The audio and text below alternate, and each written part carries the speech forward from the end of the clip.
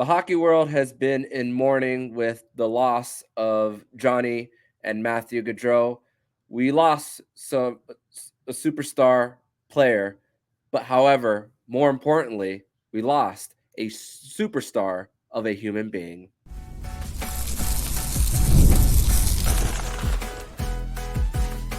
You're Locked On Panthers, your daily podcast on the Florida Panthers. Part of the Locked On Podcast Network, your team every day.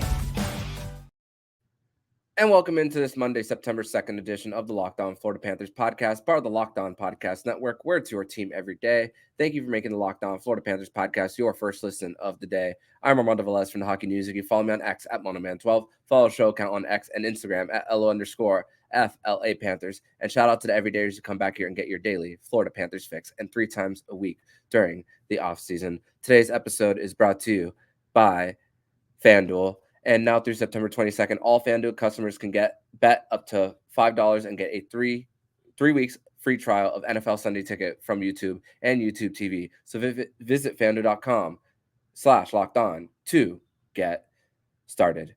So, Panther fans, grateful to be back here once again on another edition of the show.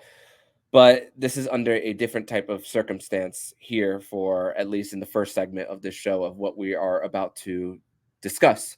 As last time we spoke to, it was on a Winans Wednesday, and took a little bit of a vacation since then, and planned to return to you guys to your podcast feeds on Monday or Tuesday. But over that time, we heard the terrible news of the tragedy of the lives lost of Johnny Gaudreau and Matthew Gaudreau as they were in town in New Jersey to celebrate their sister's wedding, which was supposed to be on the Friday. But unfortunately, around 8:30 p.m., a man by the name of Sean Higgins, who was allegedly drunk, went into the southbound lane and then went back into the northbound lane, and then unfortunately hit 2 bikers who happened to be Johnny and Matthew Gaudreau. And unfortunately, they have passed away. And we are all mourning. We have been mourning over these last 72 hours. So had a little bit of time to process everything as I went to bed early on Thursday night, and I found out about the news at 5 a.m. and then just refreshing the feed over and over and over again just to hope that this wasn't true. And then around shortly after 7 a.m., the Blue Jackets make it official about the passing of Johnny Gaudreau and his brother Matthew. And there, I think about first person, obviously, I think of is because obviously everything that I do is in relation to the Florida Panthers. I thought of Sam Bennett and Matthew Tkachuk, but then the second thing I thought of was just the families that they left behind after unfortunately being killed here. And just thinking about the story of Johnny Gaudreau, the family man, the guy who brought his family over for career milestones like winning the national championship in 2012, where he scored the game-winning goal, and then winning the Hobie Baker, and then his family being there, them being in Calgary for his 100th point, and everything was just surrounded around one thing and one thing only, and that was family for Johnny Gaudreau. And you think of just the nickname Johnny Hockey, and just the nickname means something. I mean, we've heard things about Johnny Football with Johnny Manziel, and everything. And it's more than just talent when it comes to a nickname. When you have Johnny and then the sport that you play. Which, speaking of Johnny, he was only known as Johnny Gaudreau in the NHL. When he went home, he was known as John Gaudreau. So when he went home, they knew him as their son, a person who was a well-intended person, who was just, once again, a family person and someone who was loved unconditionally. But going back to the nickname Johnny Hockey, it means that you're larger than life, and you touched, talking about this in the past tense, he touched so many lives around the people that he loved, and just little acts. They say that love is simple acts, and one simple act, it's so silly, but it's so cute at the same time when you think about the night of his bachelor party, sneaking out of it just to be with his wife even for a little while too, and then going back to his friends over there at his bachelor party, and just goes to show how much he truly cared about his fiance then, Meredith. And also just the story of Gaudreau and his hockey career, from being an underdog, undersized, to a fourth round pick in 2011 by the Calgary Flames, excuse me, having to put pucks into his uh, jockstrap, excuse me, to put on some more weight as an undersized forward for him, and and a simple man too, someone who loved his Skittles, Gatorade, his ham and cheese sandwiches. He was the type of person who would eat it 7 days a week. Hearing the stories about him getting the sauce off of meatballs too. Uh, even people might have picked on him for being a picky eater, but he was just a simple guy for him and what he liked, and just the connection too. When you think about, obviously, with this being, once again, being a Florida Panthers podcast, yeah, he was teammates with that Matthew Tkachuk, but still the connections between Tkachuk and Johnny Gaudreau go back to when he was in Boston College with Kevin Hayes and Thatcher Demko. As we spoke about Kevin Hayes multiple times on this podcast, his brother Jimmy Hayes, former Panther, them being family members too. And then I'm sure when Matthew Tkachuk got drafted to the Calgary Flames back in 2016, I can only imagine how much Kevin Hayes was raving to Johnny Gaudreau about Matthew Tkachuk, and then what we saw in that 2022 season of them together on the ice, of winning around, getting to the second round before they unfortunately lost in 5 games against the Edmonton Oilers that year. But Johnny Gaudreau, he was clutch. His very last goal was a wraparound goal that he had against the Columbus Blue Jackets. Excuse me, with the Columbus Blue Jackets, excuse me, and everything. And also with that game 7, the clutch moment that he had where the Flames were putting a whole bunch of shots on the Dallas Stars. That was the very last game of the first round. I remember staying up for it because we knew that we were going to get the NHL second round schedule right after that game, regardless of what the results were going to be of Flames versus Stars during that. And then Johnny Gaudreau uh, scoring on that sharp angle shot off Jake Ottinger to advance to the very next round too, and just created so much legendary play on the ice too. And then the messaging from Flames captain Lanny McDonald talking about how he's getting up to Heaven's hockey rink earlier than expected, but also telling him to take it easy up there. Because those guys he will be competing against up there are going to take care of him, and that's really what it comes down to when it comes to the sport of hockey. The guys that you spend 9 months out of the year, maybe even more than you are around your family, that you take care of them. You go in with a smile on your face. You are someone who listens to one another. He, even though he wasn't a captain, he had captain material written all over him for who he was as a person. And I'll never forget all the crap that went his way when he decided to sign with the Columbus Blue Jackets, where home came calling. His dad, Guy Gaudreau, went through a stroke. He was far away, more than thousands of miles of distance between his home in New Jersey and Calgary, and it's not a direct flight from New Jersey to Calgary. Too, I mean, we've seen it with the stories of beat reporters going from South Florida to Edmonton for the Stanley Cup Final. It's the same thing with Calgary to New Jersey to Calgary, and vice versa too. So it was very important for someone like Johnny Gaudreau to just be one step a little closer to home, even if it wasn't signing with his childhood team in the Philadelphia Flyers, New Jersey Devils. New York Islanders were apparently in on him at the time, but choosing home, or at least close to it, was as important as can be.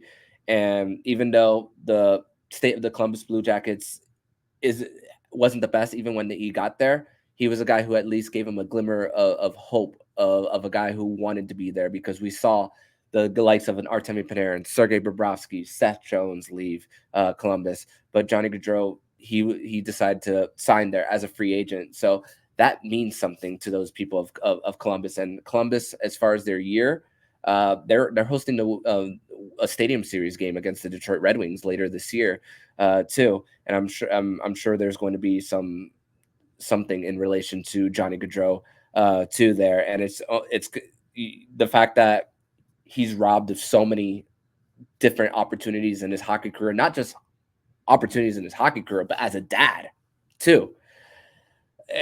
By one selfish decision, too. It's just horrible to see consistently how many times we see these drinking and driving incidents. And the ads that I heard this weekend, I just tweeted this out right before recording. The ads this weekend from the NHTSA hit a little differently this weekend when knowing about the news about Johnny Gaudreau and everything, and just you hope and pray for the family that they are in good spirits, and that even though this is a really really hard time for them.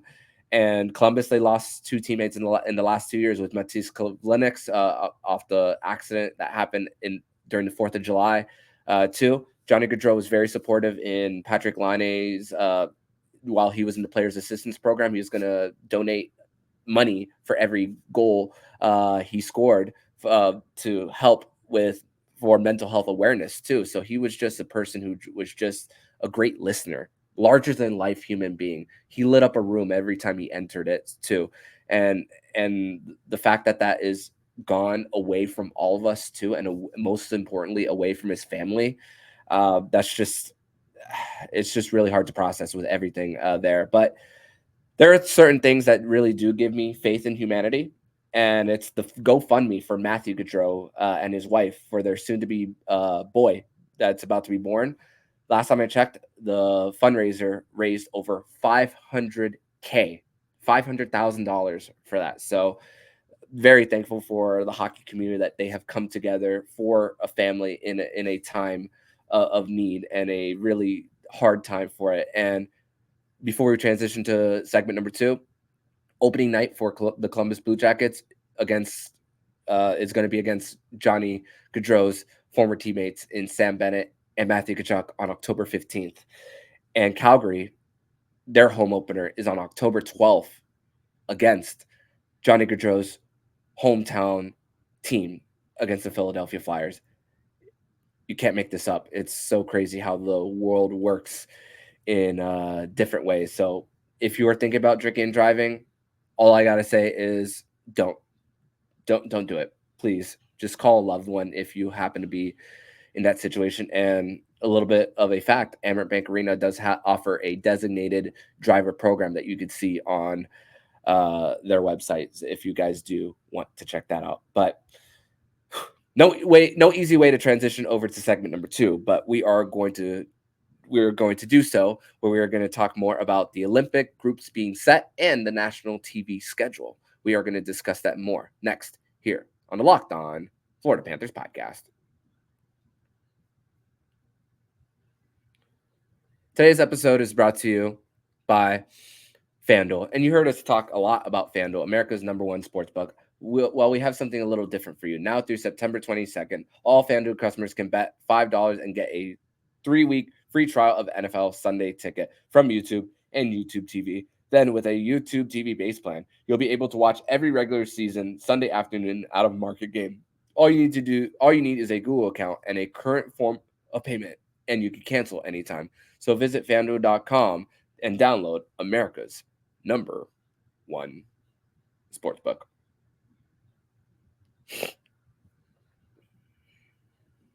And once again, I'd like to thank you guys all for making the Locked On Florida Panthers podcast your first listen of the day. And for your second listen of the day, make sure you listen to the Locked On NHL podcast. Locked On NHL provides you with a national perspective on all things NHL each and every day, with national experts and local insights on every team in the league. Available on YouTube or wherever you get your podcasts. Part of the Locked On Podcast Network, your team every day.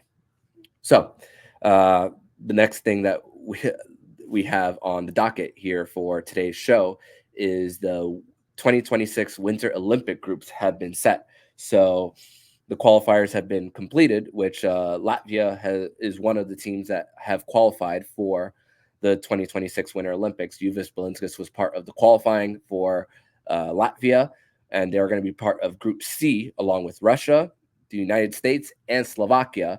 And and if Russia is banned from the 2026 Olympics, France will replace Russia for the men's Olympic hockey if they are in fact banned. And wanted to start with that. So it started with Group C. Group B will have Finland, Germany, Czechia, and Denmark. And then Group A will be Canada, Sweden, Switzerland, and Italy.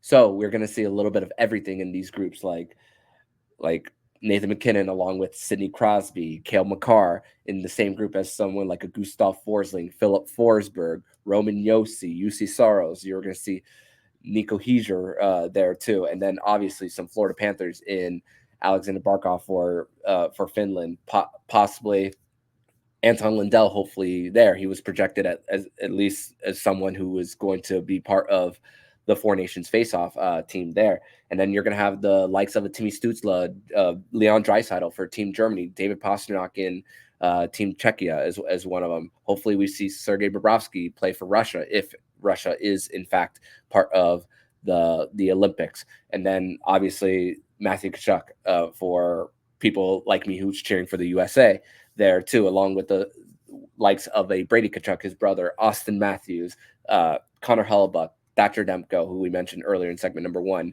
And it's going to be really exciting for them. And then you're going to see some up and coming stars for Slovakia in Simon Nemec, Jaroslav Slafkovsky, and then obviously we mentioned Uvis Belinskis for the Florida Panthers. There, hopefully he's part of the Latvian team. But the NHL did reveal their national TV schedule for the 2024-25 season, and the Panthers will have 12 nationally televised games.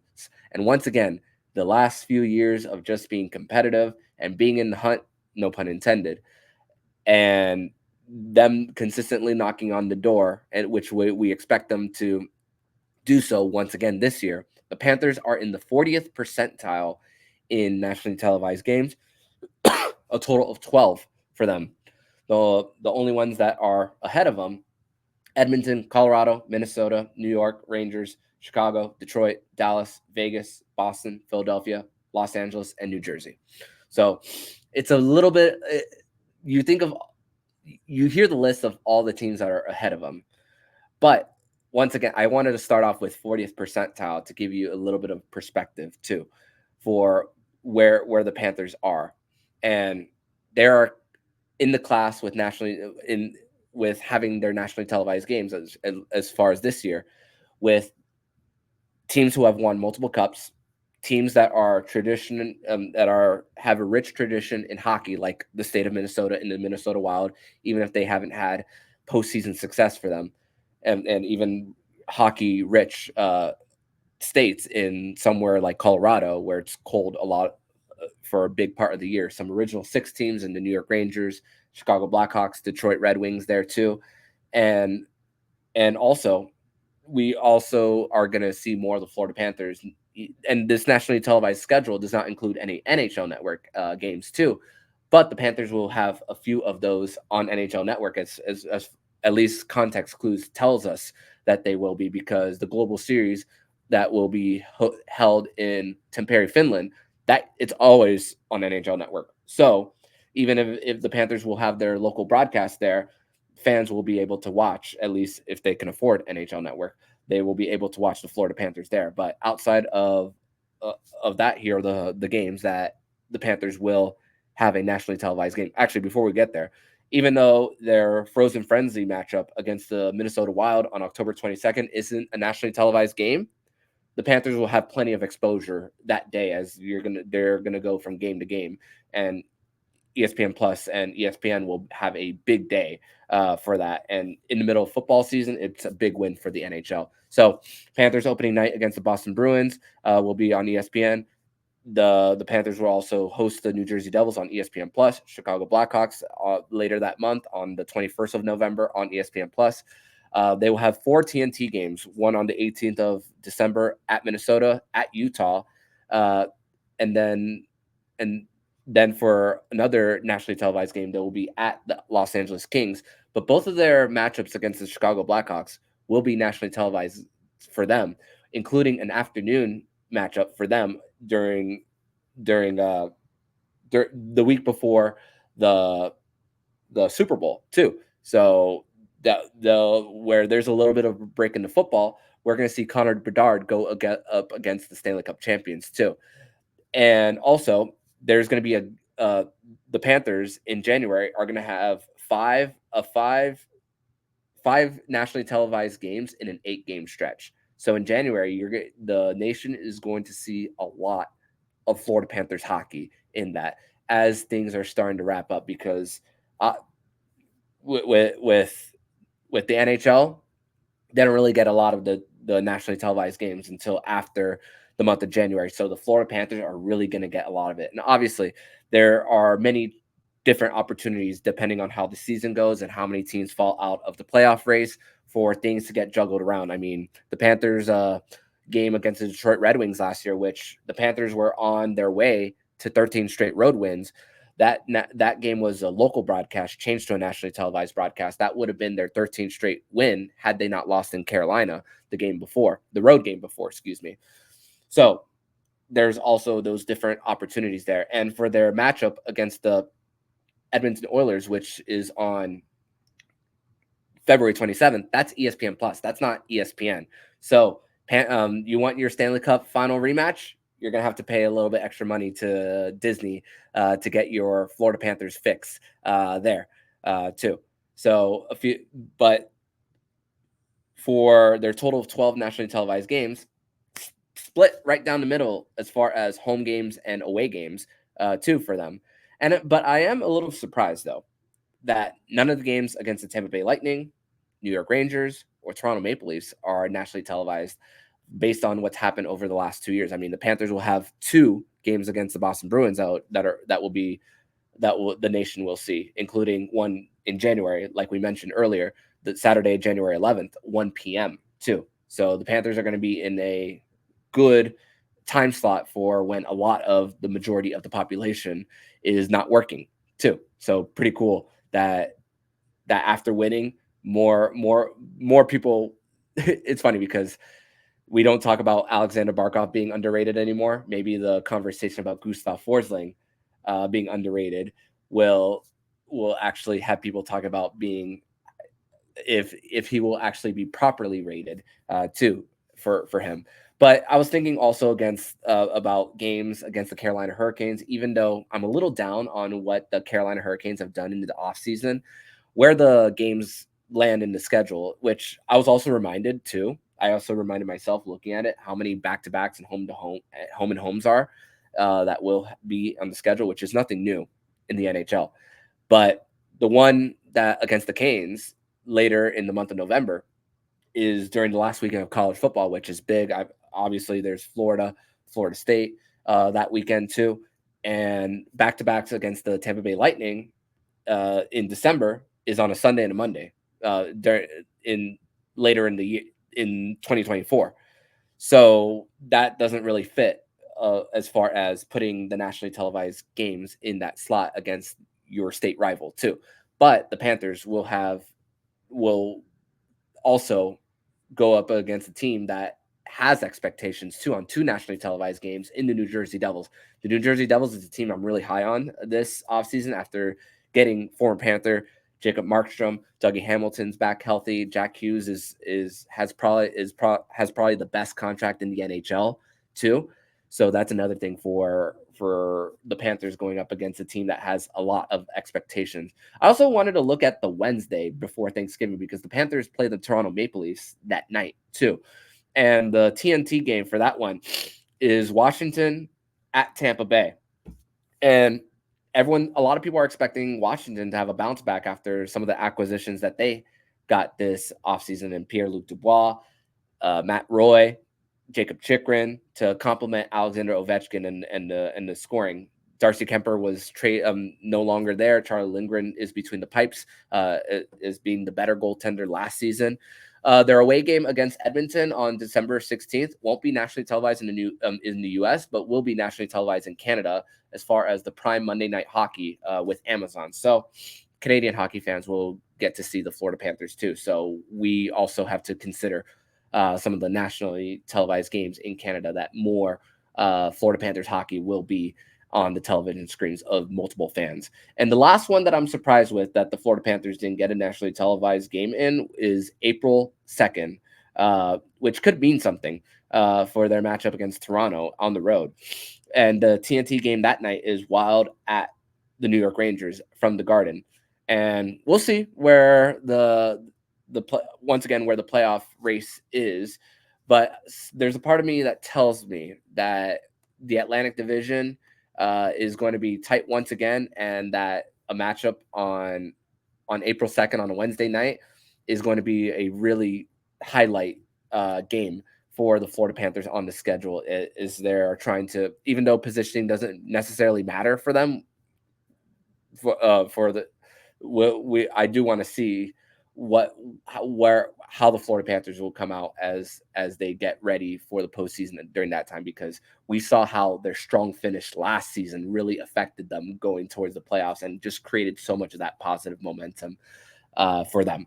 But that's going to do it for the nationally televised schedule part of this podcast. We are going to transition to segment number 3, where we are going to quickly talk about the TV experience of the local TV experience that's coming for the Florida Panthers. We're going to discuss that next here on the Locked On Florida Panthers podcast. Segment number 3 here on this Monday, September 2nd edition of the Locked On Florida Panthers podcast. Thank you once again for making the Locked On Florida Panthers podcast your first listen of the day here on a Monday. And once again, happy Labor Day to everybody out there. I hope if you did have some time off, that you were able to spend it with your loved ones too. I definitely took a little bit of that time off to be with my loved ones too. But more importantly, happy birthday to Alexander Barkov and Etulu Surenin, who have birthdays today. And today is also the 4-year anniversary of the Bill Zito hire, the hire that changed everything for the Florida Panthers and got them to a Stanley Cup championship. So congratulations to those 3 on anniversaries and birthdays for those 3. So some new developments are coming to the Florida Panthers' new TV partner in Script Sports. Usually we are used to watching preseason games from a feed that's coming from the Jumbotron of each NHL arena. But thankfully, Script Sports will be broadcasting 4 preseason games, and 4 of them will be September 27th at Carolina, the very next day, the 28th at home against Carolina, September 30th against the Tampa Bay Lightning from home, and then on October 2nd at Tampa Bay, right before the Panthers head to Quebec City for their October 5th matchup against the LA Kings. Don't wonder if there's going to be any feed there, as usually during this time of year, it's a little harder to get crews out for neutral site games for television. So very interested to see what that neutral site game in Quebec City will be as far as access to it, and if we'll be able to watch it, or even if the Panthers even decide to play their starters there, chances are a lot of guys will be resting either way for that. But we know that the new local affiliate for the Panthers was going to be Channel 39 in Dayton Broward, WSFL, excuse me. And then their Palm Beach / Treasure Coast affiliate is going to be WHDT South Florida's 9. But we do have news on the official channel that Florida Panthers games will air in Fort Myers. And this is something that I'm sure a lot of you who are a fan of the Panthers out in Southwest Florida have been waiting for. The channel that the Panthers will be airing their games on is WFTX channel 36.3. And I promise this is not a crypto ad. That will be the channel that the Florida Panthers will be having their games on in the Fort Myers area. But also the Panthers have yet to announce the details on what their streaming service on the app will look like. We don't know yet on what it will be, which they did announce that it will be free. But it'll be at a time to be determined, and that the resources for the Florida Panthers and how to watch them are on the website at floridapanthers.com/how-to-watch there too. But also something that's coming for the Florida Panthers viewing experience is the debut of Primetime Panthers, which will air every single night in on the Panthers local channel on Script Sports, which will be hosted by sideline reporter Katie Engelson. And speaking of, almost everybody will be back with the broadcast crew for the Florida Panthers. Steve Goldstein, Red Deer Randy Moeller, Jessica Blaylock, Katie Engelson, and Ed Jovanowski. But the press release from the Florida Panthers, no mention of Craig Minervini or Jeff Chikrin. So you could put two and two together that chances are those two are not going to be returning to cover the Florida Panthers. And Craig Minervini has been in South Florida covering the Panthers and the Marlins for the longest time. I just remember being a little kid watching him on TV and then being able to meet him in person. It's definitely someone that I looked up to, someone who was behind the microphone and then ending up behind the microphone. So if this is the last of Craig Minervini covering the Panthers, I wish him nothing but the best in his future. But who knows? It may be for financial reasons that they didn't bring him back. We don't know those answers. But with the Florida Panthers putting a mark in the NHL landscape and fans being even more interested, even on off days with the Primetime Panthers show, you have your opportunity to consume Panthers hockey. I mean, you guys come here to consume your fair share of Panthers hockey, but outside of the games, even with the loads of Panthers podcasts that are out there too for you guys to listen to, you guys you guys definitely do not have a shortage of Florida Panthers content wherever you choose to consume. So great to see once again that the Panthers are taking care of their people in South Florida by giving them more access to them, and it creates more money for the Violas, so they'll be happy about it. And also, one thing I haven't stressed too much about is how much of a game changer not only is the practice facility for the Panthers, but the fact that they have an FLA team shop in Fort Lauderdale too. The fact that the FLA team Pantherland in the arena is only open during certain hours during the season. And it doesn't have regular hours. The fact that War Memorial has consistent hours too really truly helps for the Panthers brand to grow as more fans are lining up day in and day out for merch. I mean, we saw just recently, weeks ago, of fans lining up for autographs at Caneswear for your Stanley Cup champion Florida Panthers. So the fact that the Cats in East Broward County have year round where you can buy Florida Panthers gear, that honestly has been a game changer, something that we haven't seen before. But I'd like to thank you guys all for listening and watching this edition of the Locked On Florida Panthers podcast. Tomorrow on the show, we will be doing another divisional crossover with one of the hosts of Locked On Canadians, Laura Saba. That show is already recorded. You guys will be seeing that tomorrow on your podcast and YouTube feeds. So make sure to come back for that episode. But in the meantime, if you like what you're hearing, please subscribe to the podcast to be notified every single time the Locked On Florida Panthers podcast jumps into your podcast feed. Don't forget to also subscribe to the other shows on the Locked On NHL network, including Locked On NHL, Locked On Fantasy Hockey, Flip Livingstone, and Stu Roden, and Locked On NHL Prospects. Thank you once again for making the Locked On Florida Panthers podcast your first listen of the day. So I'm Armando Velez, signing off. And you've been listening to Locked On Florida Panthers podcast, part of the Locked On Podcast Network, where it's your team every day. And Godspeed, Johnny and Matthew Gaudreau.